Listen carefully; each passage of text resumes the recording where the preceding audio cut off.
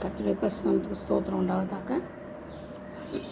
கர்த்தர் தாமே இந்த வார்த்தைகளை ஆசீர்வதிப்பாராக. எபிரேயர் 12ஆம் அதிகாரம் சில வசனங்களை பார்ப்போம். 14 பார்ப்போம்.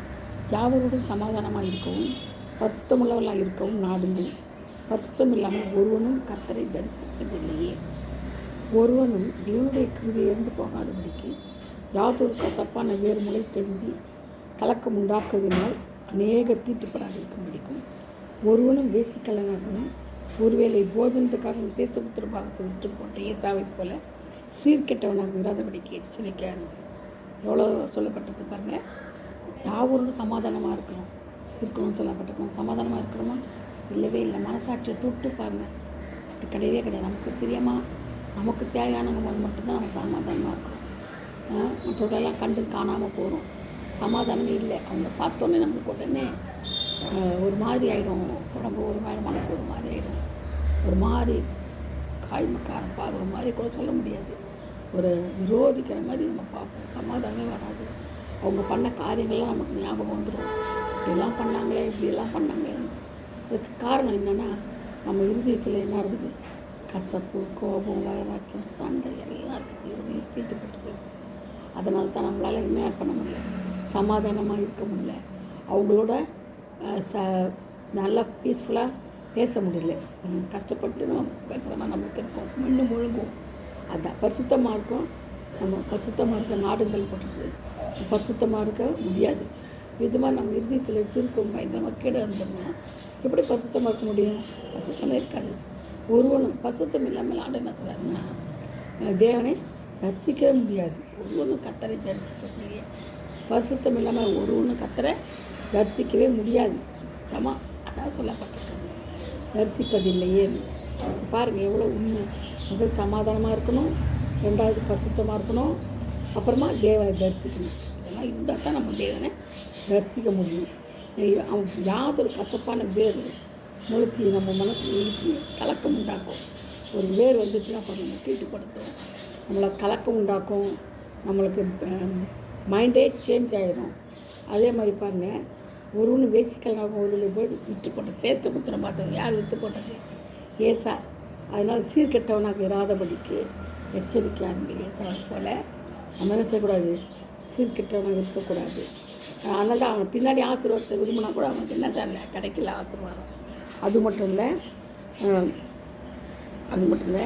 நீங்கள் பேசுகிறதுக்கு நான் செய்யணும், செவி கொடுக்க மாட்டோம். இல்லைக்கா அதை பற்றி எச்சரிக்கையாக பேசுகிறவருக்கு நீங்கள் செவி கொடுக்கணும். அவங்க சிலர் பேசுவாங்க, நம்ம அதை கவனிக்கவே மாட்டோம். நம்ம பாட்டுக்கு நம்ம வேலையை பார்த்துட்ருக்கோம். அவங்க பாட்டு கத்திட்டு கிடக்கட்டும். நம்ம ஏன் அந்த மாதிரி இருக்கிறோம்? பேசுகிறது கிடையாது. பூமியில் பேசினவருக்கு செவி கொடுக்க மாட்டோம். வந்து விலகினவர் தப்பி போகாமல் இருக்க, பரலோகத்திலிருந்து பேசுகிறேன் நான் விட்டு விலகினான் எப்படி தப்பி போகும்? மனுஷனுக்கே நம்ம செவி கொடுக்கலன்னா தேவனுக்கு எப்படி செவி கொடுக்க முடியாது. அப்படி சத்தம் பூமியிலே அசைய பண்ணிட்டு, இன்னும் ஒரு தடவை நான் பூமியை மாத்திரம் வானத்தையும் அசைய பண்ணுவேன் என்று வாக்குத்தத்தம் செய்திருக்கிறார். வானத்தையே அசைய பண்ணுவேன் என்று வாக்குத்தத்தம் சொல்லியிருக்கிறார். பாருங்கள், ஆண்டவர் எவ்வளோ உண்மையோட நம்முடைய தேவன் என்ன பாருங்கள், நம்முடைய தேவன் பட்சிக்கிற அக்கினியாக இருக்கிறார். 29வது வசனத்துக்கு சொல்லப்பட்டிருக்க 29 பட்சிக்கிற அக்கினியாக பாருங்கள். நம்ம என்ன செஞ்சுருக்கோம்? அவர் நல்லவர் வல்லவர்லாம் எனக்கு உண்மை தான். ஆண்டவர் இரக்கமுள்ளவர், நீடிய பொறுமையுள்ளவர், சாந்தமுள்ளவர், எல்லாம் உண்மை தான். ஆனால் சாட்டை எடுத்து கொடுத்தாரு பாருங்க, அடி கொடுத்தாரா? சபை என்னுடைய வீடை கல்லில் கொண்டு ஆக்கினீர்கள்ன்ட்டு அடின்னு அடித்தார். சாட்டு எல்லாத்தையும் காசு இதெல்லாம் கட்டி போட்டார். ஆடு மாடலை விரட்டினார். ஏன்னா வைராக்கியம் கொண்டார். சபையை குறித்து அவர் என்ன செய்கிறார்? என்னுடைய வீடு கல்லர் கோகை ஆக்கிட்டீங்களே வைராக்கியம் கொண்டார். அது மட்டும் இல்லை, அவர் பட்சிக்கிற அக்கினி ஆக்குறாரு. அக்கினிமய நாவுகள் நம்மக்கிட்ட வரும். அவர் பட்சிக்கிற அக்கினியாக இருந்து நம்முடைய காரியங்கள் எல்லாம் செவ்வையான பாதை நடத்துவார். நம்மகிட்ட இருக்கிற எல்லா அசுத்தங்களையும் நீக்கி போடுவார். அதுதான் தேவனுடைய காரியம். நமக்கு அக்கினியாக இருக்கிறார். அது மட்டும் இல்லை, 13ஆம் வசனத்தில் அதிகாரத்தில் சொல்லப்பட்டிருக்குது, அந்நியரை உபசரிக்க என்ன செய்யணுமா? உபசரிக்க மறவாதிருங்கள்னு சொல்லுது. 13ஆம் அதிகாரத்தில் 2ஆம் வசனம். அதனால சில நம்ம தேவ தூதரையும் உபசரிக்கிறோம். பாருங்கள், நம்ம யாரை உபசரிக்கிறோமா? சகோதர ஸ்நேகத்தில் நிலைத்திருக்க கடவுள். சகோதர ஸ்நேகம் நமக்கு இருக்கா? இல்லவே இல்லை. சகோதரர் யார்? உடன் பிறந்தவங்க மட்டும் சகோதரர் கிடையாது. எல்லாம் சகோதர சகோதரிகள் தான் நமக்கு இல்லையா. அவங்கள நேசிக்கணும், இந்த ஸ்நேகத்தை வளர்த்துக்கொள்ளணும், கர்த்தருக்குள்ளே வழிநடத்தணும். நம்ம ஸ்நேகத்தை வளர்க்குறோன்ட்டு அவங்க ஸ்நேகத்துக்குள்ளே நம்ம போயிடக்கூடாது. அவங்க கர்த்தருக்குள்ளே கொண்டு வரணும், கர்த்தருக்குள்ளே வசனத்தை நிலைநிறுத்தி செய்யணும். இதுதான் சகோதர ஸ்நேகம் இல்லையா. அவங்க கொடுத்து உதவணும். அவங்க பசிக்குது சொல்லும்போது காசு இல்லை நேரத்தில் பசிக்கிறதுல உணவை கொடுத்து போஷிக்கணும். அதுதான் சகோதர ஸ்நேகம். சரிங்களா. விவாகம் யாருக்குள்ளே கனமுள்ளதா, விவாகம் மஞ்சம் சுத்தப்படாது இருக்கிறாங்க. வேசிக்காரர் விபச்சாரக்காரர் தேவன் நியாயத்திருக்கிறார். கர்த்தர் இந்த வாக்குத்தத்தத்தை இந்த வசனங்களை ஆசீர்வதிப்பாராக, பாதுகாப்பாராக.